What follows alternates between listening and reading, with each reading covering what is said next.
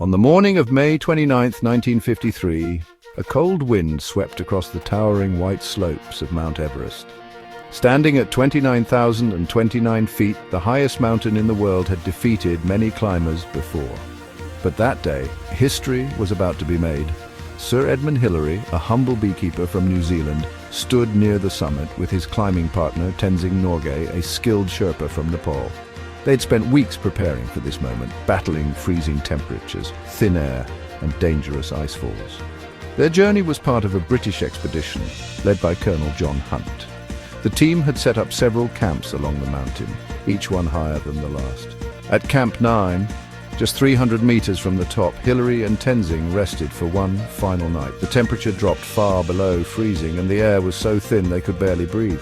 At 6:30 a.m. they began their final push. Every step felt like lifting a mountain.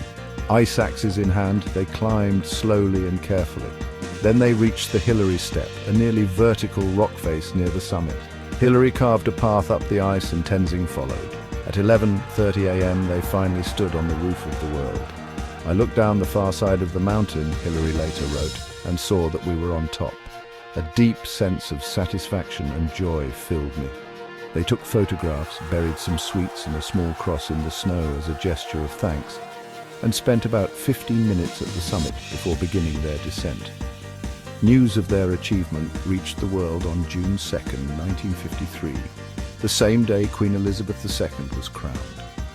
Hillary and Tenzing became heroes, but Hillary always gave credit to his partner, saying, "We climbed it together as a team."